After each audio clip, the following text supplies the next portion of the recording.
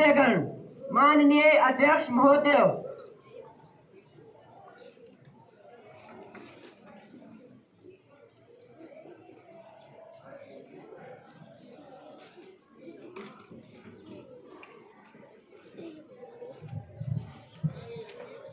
मैं युवा संसद में आप सबका अभिनंदन करती हूँ।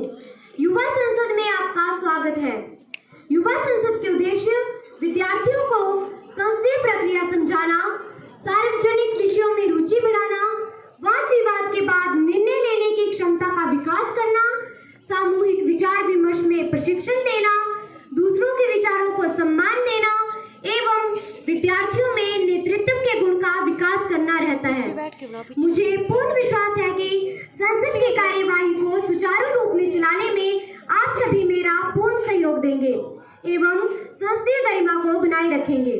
महासचिव जी, नवनिर्वाचित सदस्यों को शपथ ग्रहण करवाई जाए। धन्यवाद महोदया। मैं अनुरोध करती हूँ कुमारी श्वेता जी से, जो हिमाचल प्रदेश के शिमला क्षेत्र से सांसद चुनी गई हैं, शपथ ग्रहण करें।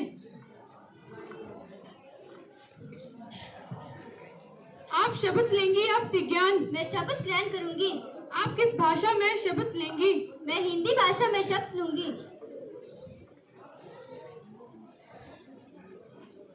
मैं श्वेता युवा संसद की सदस्य निर्वाचित हुई हूँ।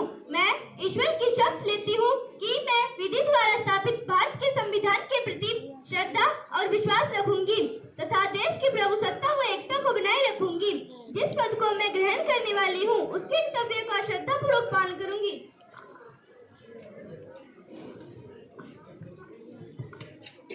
मैं अनुरोध करती हूँ कृतिका जी से, जो पंजाब के गुरदासपुर क्षेत्र से सांसद चुनी गई हैं, शपथ ग्रहण करें। आप शपथ लेंगी अब विज्ञान? मैं शपथ ग्रहण करूंगी। आप किस भाषा में शपथ लेंगी? In English language.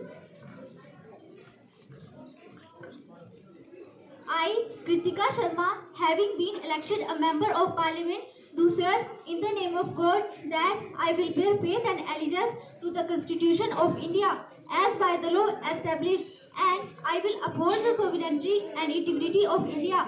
I will faithfully discharge the duty upon which I am about to enter.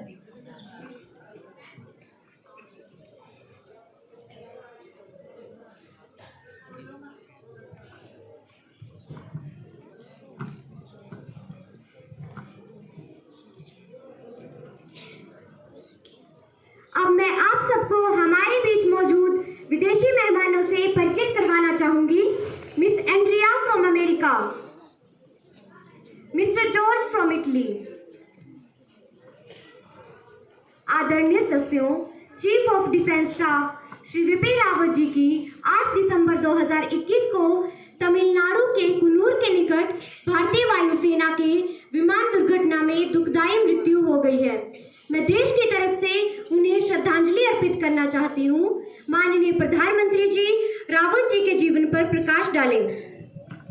Honorable Speaker, Madam, I rise to pay my tribute to CDS Bipin Rawat, Madhulika ji, and 11 other armed forces personnel. I am shocked and anguished over the untimely demise of CDS Bipin Rawat. The nation has lost one of the bravest sons. The nation will remember him for his simplicity, honesty, selfless services, heroism, leadership qualities, and bravery. General Rawat was an outstanding soldier and a true patriot. He greatly contributed to modernizing the armed forces and the security apparatus. His insight and perspective on the strategic matters were exceptional. His passing away has saddened me and the whole nation deeply. Om Shanti. Being the Prime Minister of my country, I would like to extend my deepest condolences to the grieved family. May his soul rest in peace. नेता विपक्ष कुमारी दिव्यांशी। हिमालय से ऊंचा साहस जिनका, sir जो किसी के आगे न झुका, मातृभूमि के खातिर किया सब अर्पण, ऐसे वीर को हमारा नमन। माननीय अध्यक्ष महोदया, मैं विपक्ष की नेता और समस्त विपक्ष की ओर से चीफ ऑफ आर्मी स्टाफ माननीय विपिन रावत जी को श्रद्धांजलि अर्पित करती हूँ। जैसा कि माननीय प्रधानमंत्री जी ने कहा कि उनके जाने से इस देश को बहुत क्षति पहुंची है, मैं बाल्यकाल से ही उनके जीवन से बहुत प्रभावित हूँ। यद्यपि रावत जी के कार्य व विचारधारा में बहुत अंतर था, परंतु मुझे आज भी याद है कि उन्होंने हमेशा गुरु द्रोणाचार्य की तरह इस अर्जुन का मार्गदर्शन किया है। मैं उन्हीं के शब्दों में कहना चाहूंगी, अच्छे लोगों का यूं तो मरना निश्चित है, अच्छे लोगों का यूं तो मरना निश्चित है, पर मौत भी उनके महान कार्यों को नहीं मिटा सकती। भगवान उनकी आत्मा को शांति प्रदान करे, वो उनके परिवार को उनकी क्षति सहन करने की शक्ति दे। महासचिव जी, परिवार को शोक संदेश भेजा जाए। महोदया, संदेश भेजा जा रहा है। अब सदन से निवेदन है कि अपने अपने स्थान पर खड़े हो जाएं और उनकी आत्मा की शांति के लिए 2 मिनट का मौन धारण करें।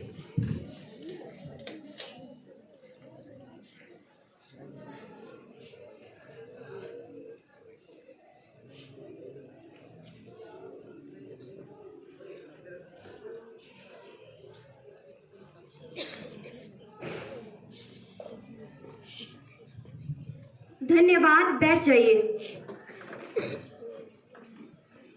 प्रधानमंत्री जी, नवनियुक्त मंत्रियों का सदन से परिचय करवाएं। कानून मंत्री श्री अभिषेक कुमार, वित्त मंत्री श्री मुनीश कुमार,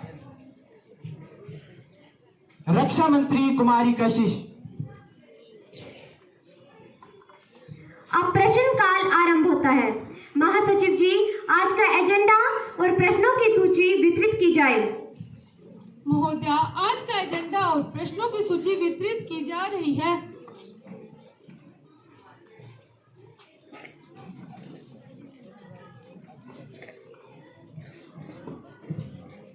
प्रश्न संख्या 103, कुमारी शशि।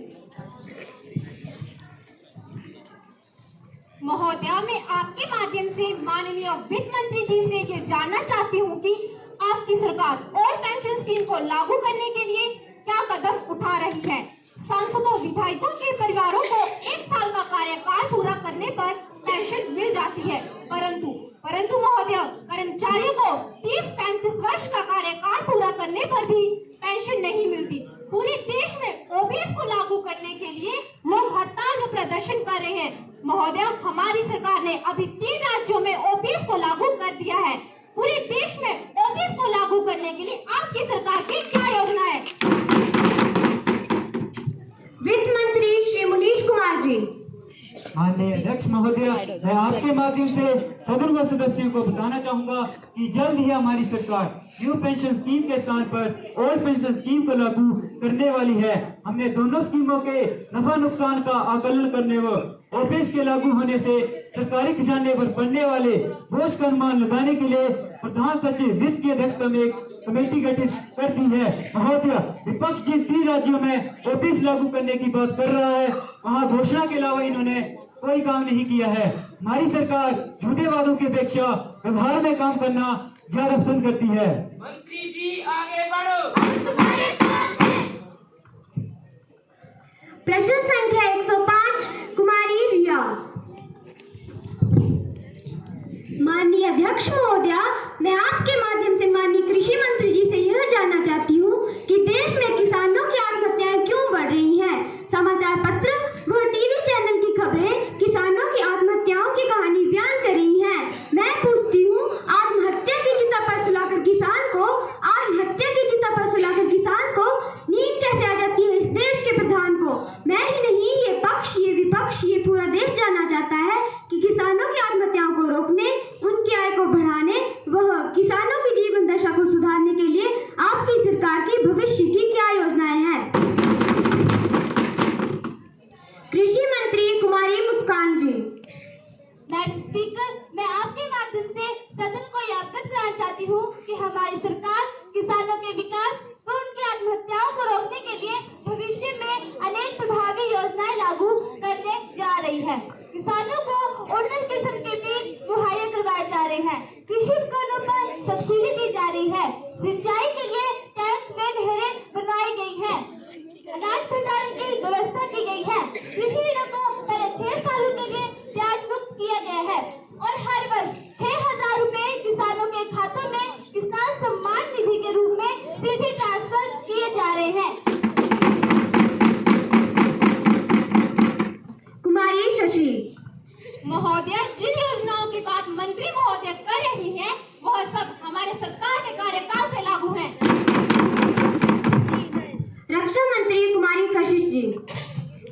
महोदया, विपक्ष को अपने घड़ियाली आंसू बहाने की आदत ही नहीं जाती। इनकी सरकार की गलत नीतियों का ही परिणाम है जो किसानों को आज अनेक कठिनाइयों का सामना करना पड़ा। महोदया, ये विपक्ष की ही हठधर्मिता थी जिसके चलते 3 कृषि कानूनों को वापस लेना पड़ा। महोदया, विपक्ष को किसानों की नहीं अपने वोट बैंक की चिंता रहती है। मैं आश्वासन देती हूँ कि जल्द ही हमारी सरकार किसानों के लिए अनेक बेहतर योजनाएं बनाकर लागू करेगी। प्रश्न संख्या 124 कुमारी रितिका। महोदया, मैं आपके माध्यम से माननीय महिला एवं बाल विकास मंत्री जी से यह प्रश्न पूछना चाहती हूँ कि देश में महिलाओं की सुरक्षा के लिए क्या कदम उठाए जा रहे हैं। देश में महिलाओं के साथ हो रहे बलात्कार, दुष्कृत्य, छेड़खानी और कार्यस्थल पर हो रहे दुर्व्यवहार की संख्या दिन प्रतिदिन बढ़ रही है। लड़कियों को रात्रि के समय घर से बाहर निकलना भी मुश्किल है। महोदय, महिलाओं को सुरक्षा प्रदान करने के लिए सरकार जो काम करने जा रही है उससे सदन को अवगत करवाया जाए। माननीय महिला एवं बाल विकास मंत्री जी। लक्ष्मीबाई जैसा साहस जिनमें, मीराबाई जैसा प्रेम है, पद्मावती जैसा जोश जिनमें, दुर्गावती जैसा पराक्रम है। महोदया, मैं आपके माध्यम से संबंधित सदस्य व सदन को अवगत करवाना चाहती हूँ कि महिलाओं की सुरक्षा के लिए सरकार वचनबद्ध है। हम महिला सुरक्षा कानून को और कड़ा करने जा रहे हैं। महिलाओं के विवादों को निपटाने के लिए 5 स्टेट कोर्ट का गठन किया गया है।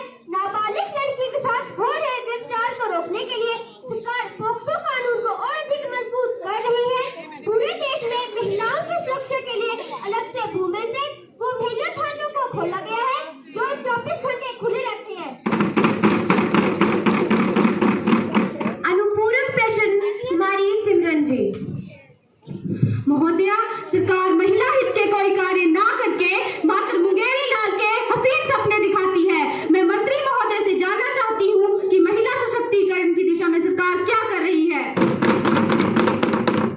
माननीय Sujal Kumar ji. Madam, equal rights for men and women are enshrined under Article 14 to 16. Women in India are emerging in all sectors: politics, business, medical, sports, agriculture, and even in defense. Our government has started many schemes for women empowerment, such as number 1, Beti Bachao, Beti Padhao; number 2, Working Women Hostel; number 3, Women Helpline Scheme 181; number 4, Ujjwala, yani a comprehensive scheme for prevention of trafficking and rescue, rehabilitation and reintegration of victims of trafficking and commercial sexual exploitation. Number 5, Mahila e-hut to develop entrepreneurship by women. Number 6, Mahila police volunteers to create a link between police authorities and local communities.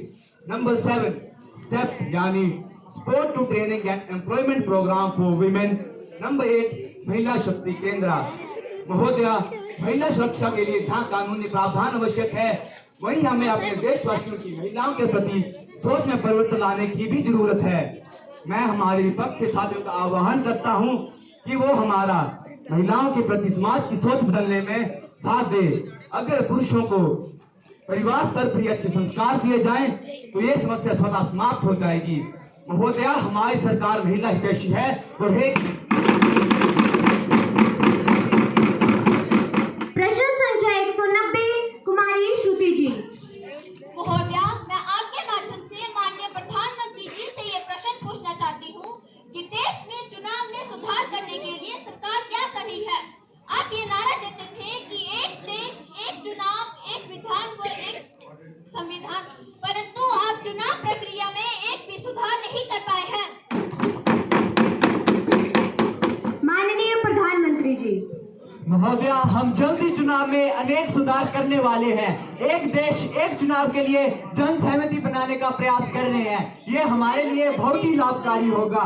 हम आज ही सदन में election laws amendment bill लाने वाले हैं और मुझे पूरा विश्वास है कि विपक्ष उस पर भी हंगामा करेगा। हम विपक्ष से अनुरोध करते हैं कि दलगत राजनीति से ऊपर उठकर राष्ट्र के हित में कार्य करें। अब शून्यकाल आरंभ होता है। महोदया, जिला चंबा, हिमाचल प्रदेश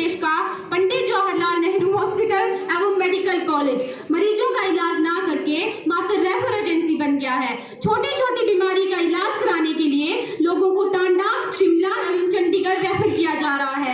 मैं स्वास्थ्य मंत्री जी से जानना चाहती हूँ कि इस मेडिकल कॉलेज को कब दुरुस्त किया जाएगा। स्वास्थ्य मंत्री कुमारी साक्षी जी।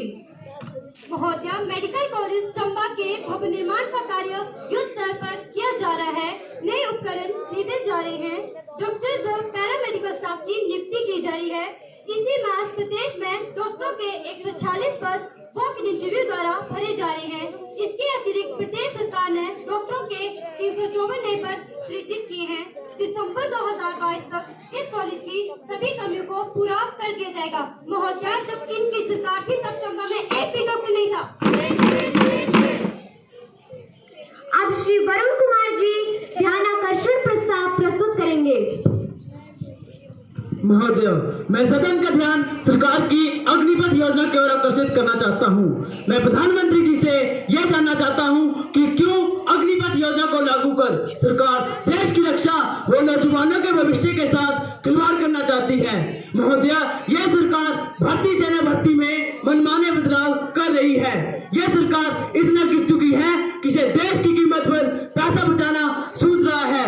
महोदय, यह सदन जानना चाहता है कि सरकार की क्या मजबूरी है कि उसे देश के रक्षा के साथ खिलवाड़ करना पड़ा।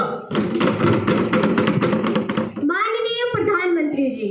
मैडम स्पीकर, अग्निपथ योजना हमारी सरकार की महत्वाकांक्षी योजना है। हमारी सरकार इस योजना को यूं ही लेकर नहीं आई।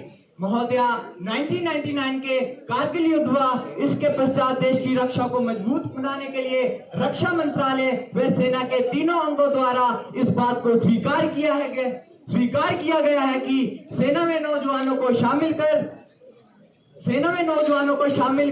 सेना को चुस्त दुरुस्त बनाया जाना चाहिए। उसके पश्चात सरकारों के कार्यकालों में भी हमारी रक्षा सेना ने इस योजना को सरकार के समक्ष रखा, परंतु ये योजना आगे नहीं बढ़ सकी। हमारी सरकार, रक्षा मंत्रालय व हमारी सेना ने 2 वर्षों तक इस योजना पर काम किया है। योजना के हर पहलू पर चर्चा की है तथा इसके पश्चात इस योजना को लागू किया है। दिसंबर 2022 तक हमारे अग्निवीरों का पहला बैच सेना ट्रेनिंग सेंटर पहुंच जाएगा।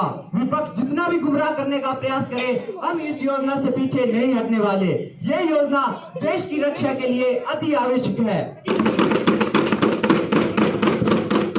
श्री वरुण कुमार जी। महोदय, जिस योजना की बात मंत्री महोदय कर रहे हैं, वास्तव में ये योजना है क्या? ये सदन को मालूम नहीं है तो देश के आम लोग से कैसे समझ पाएंगे? मैं रक्षा मंत्री जी से ये जानना चाहता हूँ कि आप ऐसी जाली योजना क्यों बनाना चाहते हैं? रक्षा मंत्री कुमारी कशिश जी।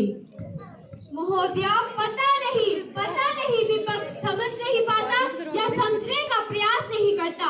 इंडियन आर्मी में अब जवानों की भर्ती नई अग्निपथ योजना के जरिए की जाएगी। अग्निपथ योजना के जरिए तकरीबन 40,000 पदों पर भर्ती की जाएगी। अग्निपथ योजना के जरिए चुने गए उम्मीदवारों को अग्निवीर के नाम से जाना जाएगा। महोदया, इस योजना की मुख्य बातें मैं सदन के सामने रखना चाहती हूँ। नंबर 1, 17.5 से 23 वर्ष तक के युवा अग्निवीर के लिए अप्लाई कर सकते हैं। नंबर 2, अग्निवीरों को पहले वर्ष 21,000, दूसरे वर्ष 23,100, तीसरे वर्ष 25,800 व चौथे वर्ष 28,000 वेतन मिलेगा। नंबर 3, 4 साल बाद अग्निवीरों को 11,71,000 रुपए की राशि दी जाएगी। साथ ही अग्निवीरों का 48 लाख का जीवन बीमा भी करवाया जाएगा। नंबर 4, अग्निवीरों को 3 साल का शैक्षणिक कोर्स भी करवाया जाएगा। नंबर 5, 25% उत्कृष्ट अग्निवीरों को सेवा विस्तार दिया जाएगा। वो बाकी के अग्निवीरों को पुलिस और सैन्य बलों को अन्य सेवाओं में प्राथमिकता दी जाएगी। महोदया, मैं इस देश के युवाओं का आह्वान करती हूँ कि बहकावे में न आकर अग्निवीर भर्ती में भाग लें। माननीय कार्तिक कुमार जी। मैडम, मैं रक्षा मंत्री के इस उत्तर से संतुष्ट नहीं हूँ। मैं इस विषय पर प्रधानमंत्री महोदय से पूछना चाहता हूँ कि क्यों आप देश की रक्षा व नौजवानों के भविष्य को बर्बाद करना चाहते हैं? माननीय प्रधानमंत्री जी। मैडम, विपक्ष बिना होमवर्क किए व तथ्यों से अनभिज्ञ होकर सदन में आ जाता है। भारतीय सेना में 25,000 रिक्त पदों के लिए अब तक 17,17,000, भारतीय वायुसेना में 3,000 पदों के लिए 7,69,000 व जल सेना में 9,55,000 जवान, जिसमें कि 82,200 महिलाएं भी हैं जो आवेदन कर चुकी हैं। अग्निपथ योजना लागू होने के बाद जल सेना में पहली बार महिलाओं को भी सोल्जर के रूप में रखा जा रहा है। महोदय, हमारी सरकार निष्पक्ष होकर महत्वाकांक्षी योजनाएं लागू करती है, परंतु यह विपक्ष अपने आप को स्वयं की मांग के अनुसार नहीं ढाल पाता। आइटम नंबर 503, माननीय कानून मंत्री अभिषेक कुमार जी। महोदय, मैं सदन में इलेक्शन लॉज अमेंडमेंट बिल पेश करने जा रहा हूं। मतदाता सूची में नाम दर्ज करने के लिए वर्ष में 4 क्वालिफाइंग डेट्स रखने, इन सर्विस वोटर के अधिकार में पत्नी शब्द हटाकर स्पाउस शब्द लिखने, यानी इसे जेंडर न्यूट्रल बनाने, चुनाव अधिकारी को चुनाव घोषणा के पश्चात चुनाव प्रक्रिया पूरी करने हेतु आवश्यक प्रमाण यानी भवन आदि के अधिग्रहण का अधिकार देने व मतदाता सूची को साफ करने के लिए वोटर कार्ड को आधार कार्ड के साथ लिंक करने का प्रस्ताव सदन में प्रस्तुत करता हूं। माननीय सदस्यों, जो इस प्रस्ताव के पक्ष में है वो हाँ कहे, जो प्रस्ताव के पक्ष में नहीं है वो नहीं कहे। प्रस्ताव के पक्ष में हाँ वालों की संख्या अधिक है। प्रस्ताव के पक्ष में हाँ वालों की संख्या अधिक है। प्रस्ताव के पक्ष में हाँ वालों की संख्या अधिक है, अतः विधेयक को द्वितीय वाचन के लिए सदन में प्रस्तुत किया जाए। कृपया सदन की मर्यादा बनाए रखें। मंत्री जी, आप 4 विकल्पों में से कौन सा विकल्प चुनना चाहेंगे? नंबर 1, विधेयक पर सदन में तुरंत चर्चा की जाए। नंबर 2, विधेयक को किसी प्रवर समिति को सौंपा जाए। नंबर 3, विधेयक दोनों सदनों की संयुक्त समिति को भेजा जाए। नंबर 4, विधेयक के विषय में लोगों के विचार जानने के लिए विधेयक को प्रकाशित किया जाए। महोदय, मैं विधेयक पर सदन में तुरंत विचार करने का विकल्प चुनता हूं, अतः विधेयक पर तुरंत चर्चा करने की अनुमति दी जाए। मंत्री महोदय, विधेयक पर तुरंत चर्चा करने की अनुमति दी जाती है। धन्यवाद महोदय। अब नेता विपक्ष कुमारी दिव्यांशी विधेयक पर अपना मत रखें। महोदय, मैं आपके माध्यम से सरकार से पूछना चाहती हूँ, इस बिल पर क्या चर्चा करें? आपकी सरकार संविधान के खिलाफ काम कर रही है। आप एक ऐसा बिल लेकर आए हैं जिसके बारे में हमें पता भी नहीं कि इस बिल में क्या है। क्या ये है लोकतंत्र की परिभाषा कि 11 बजे उठो, बिल प्रस्तुत करो, डिबेट करो? आपको तो पता ही है कि इस बिल पे चर्चा की जरूरत नहीं है। इस बिल में कई प्रावधान है जो व्यक्तिगत स्वतंत्रता के विरुद्ध में है। आप इतनी जल्दी में क्यों हैं? विपक्षी दल को बताए बगैर, संसद को विश्वास में लाए बगैर आप ये बिल पास करवाना चाहते हैं, जो कि भारत के नागरिकों के साथ अन्याय है। माननीय कानून मंत्री जी, चर्चा के दौरान पूछे गए प्रश्नों के जवाब दें। माननीय अध्यक्ष महोदय, अभी चर्चा के दौरान विपक्ष के मेरे साथी विधेयक को असंवैधानिक कह रहे हैं। महोदय, इतिहास गवाह है कि आजादी के 70 वर्ष बीत जाने के बाद भी हम चुनाव सुधार की दिशा में प्रभावशाली कदम नहीं उठा पाए हैं। मैडम, सदन में हम इलेक्शन अमेंडमेंट बिल यानी चुनाव सुधार विधेयक जो लेकर आए हैं, इस बिल में कुछ प्रावधान ऐसे हैं जो भारत के चुनाव करने के तरीके, इलेक्शन प्रोसेस जो इलेक्शन कमीशन द्वारा पूरा किया जाता है, उसमें कई अच्छी चीजें सामने आने वाली हैं। हमारा अभी तक का जो कानून का प्रावधान है उसमें कुछ कमियां हैं, उसको पूरा करने के लिए सरकार इलेक्शन कमीशन के साथ मिलकर के इलेक्शन कमीशन से जो रिकमेंडेशन आए हैं उसको ध्यान में रखते हुए सरकार ये इलेक्शन लॉज अमेंडमेंट बिल लेकर आई है। महोदय, मैं इस बात से सहमत नहीं हूँ। मंत्री जी, आप बैठ जाइए। महोदय, मुझे बोलने का समय दीजिए। अभिषेक कुमार जी, आप शांत हो जाइए।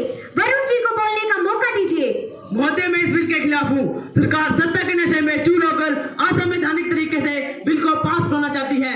आधार कार्ड को वोटर कार्ड के साथ लिंक कर नागरिकों की गुप्त सूचनाओं को हासिल करना चाहती है। क्या यह है आपका सबका साथ, सबका विकास, सबका विश्वास? आपने किसका साथ लिया, किसको विश्वास में लिया? अभिषेक कुमार जी। मैडम स्पीकर, हम सब जानते हैं कि व्यक्ति 18 साल का हो जाता है तो उसे राइट टू वोट प्राप्त होता है, परंतु अभी तक का जो कानून का प्रावधान है उसमें मतदाता सूची में नाम दर्ज करने की क्वालिफाइंग डेट एकमात्र 1 जनवरी है, जिस कारण देश के लोग 1.5 करोड़ मतदाता 18 वर्ष की आयु पूर्ण हो जाने के बावजूद भी मताधिकार से वंचित रह जाते हैं। इसमें बदलाव करते हुए हमने मतदाता सूची में नाम दर्ज करने के लिए वर्ष में 4 क्वालिफाइंग डेट 1 जनवरी, 1 अप्रैल, 1 जुलाई व 1 अक्टूबर रखने का प्रावधान किया है। सुनील कुमार जी, कृपया आप सभी शांत हो जाइए, शांत हो जाइए। शशि जी बोलिए आप। मैडम स्पीकर, मैं इस बिल का विरोध करती हूँ। आजाद भारत के इतिहास में ऐसा पहली बार हो रहा है। मनमानी तरीके से बिल पास किया जा रहा है। यह सरकार कंपल्सरी टैक्स यानी जीएसटी, नोटबंदी, सीएए, कृषि बिल आदि ने अलोकतांत्रिक कार्य कर चुकी है। मैडम, जब इनकी सरकार सत्ता में नहीं थी तब ये कहते थे कि सौगंध मुझे इस मिट्टी की, मैं देश नहीं मिटने दूंगा। सौगंध मुझे इस मिट्टी की, मैं देश नहीं झुकने दूंगा। महोदया, जब इनकी सरकार सत्ता में आई तो इन्होंने सारे सरकारी उद्यम बेच दिए। इन्होंने रेलवे और डिफेंस को भी नहीं छोड़ा। Abhishek Kumar ji. Madam, in service portal को लेकर हमारा अभी तक का जो एग्जिस्टिंग प्रोविजन है वो जेंडर न्यूट्रल नहीं है। इन सर्विस वोटर यानी पैरामिलिट्री स्टाफ वो आर्मी पर्सनल जो अपने निवास स्थान से दूर सर्विस करते हैं, सेक्शन 20 के सब सेक्शन 6 में प्रावधान है कि उनकी पत्नी अपने पति के स्थान पर मत डाल सकती है। मैडम, मैं इस बिल का विरोध करती हूँ। मुनीश कुमार जी, मार्शल, कृपया आप सभी शांत हो जाइए, सदन की मर्यादा बनाए रखें। सरकार संविधान का गला घोंट रही है। असंवैधानिक तरीके से बिल को सदन में पेश किया जा रहा है। इससे देश में असुरक्षा पैदा होगी। विधेयक दोनों सदनों की संयुक्त समिति को भेजा जाना चाहिए था। अभिषेक कुमार जी। मैडम, सबसे महत्वपूर्ण बात जो आजादी के 70 वर्षों तक कोई भी सरकार नहीं कर पाई है, लोकतंत्र के लिए है। मतदाता सूची का जेन्युइन होना ये हम सब चाहते हैं। चुनाव आयोग भी यही चाहता है कि चुनाव सूची साफ हो, उसमें कोई भी फर्जीवाड़ा न हो। महोदया, हम जानते हैं कि एक व्यक्ति के 2 या 2 से अधिक मतदाता सूची में नाम दर्ज होने की शिकायतें आम रहती हैं और हमारे पास इसके समाधान का कोई निश्चित फॉर्मूला अभी तक नहीं था। मैडम, इसके लिए हमने वोटर कार्ड को आधार कार्ड के साथ लिंक करने का प्रावधान किया है। इससे जाली वोट एक व्यक्ति के 2 या 2 से अधिक मतदाता सूची में नाम दर्ज होने की शिकायतों का समाधान होगा। मैडम, ये जो विरोध कर रहे हैं इन्होंने पुत्तू स्वामी केस का बार-बार जिक्र किया है। वरुण कुमार जी, आप ऐसे बैठे बैठे किसी को बैठने के लिए नहीं बोल सकते। इन शब्दों को संसद की कार्यवाही से निकाला जाए। मैडम, इस केस के बारे में बताना चाहूंगा कि सुप्रीम कोर्ट की जजमेंट है। यदि सरकार प्राइवेसी में दखल अंदाजी करती है तो इसे इसका कारण देना पड़ेगा। महोदया, ये परमिशेबल लिमिट है। ये नहीं है कि व्यक्ति के आधार कार्ड से सरकार जो मर्जी सूचना ले ले। मैडम, जस्टिफिकेशन होनी चाहिए। मतदाता सूची को लेकर सुप्रीम कोर्ट ने 3 केस दिए हैं। पहला, there should be an existence of law, इसके लिए हम ये कानून लेकर आए हैं। दूसरा, there must be a legitimate state interest. Legitimate interest क्यों है? Madam, Section 17 of the People Representation Act says that no person should be entitled to be registered in electoral rolls for more than one constituency. तीसरा, case of professionality, इसके लिए आधार data को returning officer सिर्फ मतदाता की identity जानने, उसकी आयु का पता करने के लिए ही कर पाएगा। वो इसका इलेक्ट्रॉनिक डाटा अपने पास रखेगा और इसको पब्लिक डोमेन में नहीं लिया जाएगा। मैडम, इसके विरोध का कोई आधार नहीं है। जो जाली वोट लेना चाहते हैं वही इस बिल का विरोध करे। मैडम, पार्लियामेंट्री कमेटी में हर पार्टी के नेता होते हैं, वहां से स्ट्रॉन्ग रिकमेंडेशन आया है कि आधार कार्ड को इस्तेमाल करना चाहिए इलेक्ट्रोल रोल, इलेक्ट्रो प्रोसेस को साफ करने के लिए। मैडम, ये जो विरोध कर रहे हैं, नारे लगाकर अपना वक्त बर्बाद कर रहे हैं। मैडम, ये जो विरोध कर रहे हैं, नारे लगाकर अपना वक्त बर्बाद कर रहे हैं, इसका कोई आधार नहीं है। लेकिन ये देश समझ गया है कि ये बिल कितना जरूरी है। मैं धन्यवाद देना चाहूंगा प्रधानमंत्री जी को, जो बिना समय बर्बाद किए इतना अच्छा क्रांतिकारी बिल लेकर आए हैं। मैं सभी का आह्वान करता हूं कि इस बिल का समर्थन करें तथा सर्वसम्मति से इस बिल को पारित करें। मंत्री जी आगे बढ़ो। वोटिंग के लिए इलेक्ट्रॉनिक सिस्टम खराब होने के कारण आज सदन में वोटिंग पर्चियां बांटकर की जाएंगी। महासचिव जी, पर्चियां बांटी जाए। जो प्रस्ताव के पक्ष में है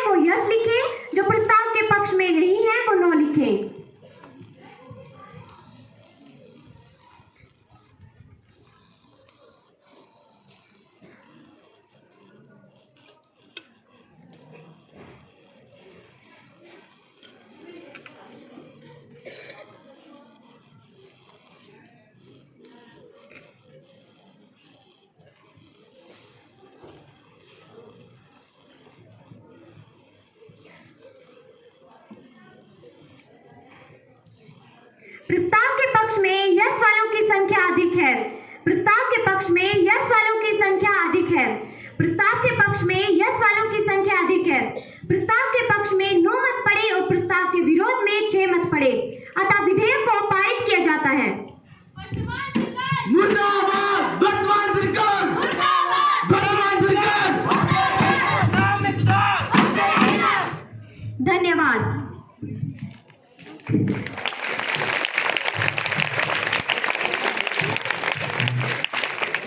वरुण जी, आज जो सदन में सरकार ने जो बिल पास किया है उस पर आपका क्या विचार है? सरकार संख्या बल पर मनमाने तरीके से कार्य कर रही है। आधार डेटा को वोटर कार्ड के साथ जोड़कर न जनता की गुप्त सूचनाओं को हासिल करना चाहती है। इस बिल का हम विरोध करते हैं। इस सरकार के दिन लग चुके हैं, हम सत्ता में आते ही इस बिल को रद्द करेंगे। धन्यवाद वरुण जी।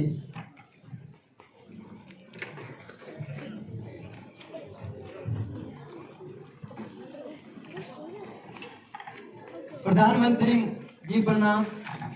मोदी, विपक्ष आप पर आरोप लगा रहा है कि आप संख्या बल का प्रयोग करके मनमानी तरीके से कार्य कर रहे हैं। नहीं, ऐसा नहीं है। विपक्ष में दूरदृष्टता की कमी है। विपक्ष किसी भी तरह के सुधार कानून का समर्थन नहीं करता। उसे देश हित के स्थान पर अपना दल हित सर्वोपरि लगता है। धन्यवाद। मंत्री महोदय, इलेक्शन लॉज अमेंडमेंट बिल से क्या फायदा होने वाला है? इलेक्शन लॉज अमेंडमेंट बिल के लागू होने से जाली वोट की प्रथा समाप्त होगी। इससे हमारा लोकतंत्र मजबूत होगा तथा मतदाता सूचियां साफ होंगी। इन सर्विस सैनिकों को भी वोट का अधिकार मिलेगा। देश के लगभग 1.5 करोड़ मतदाता समय पर अपना वोट बना पाएंगे। ये बहुत ही लाभदायक बिल है। धन्यवाद।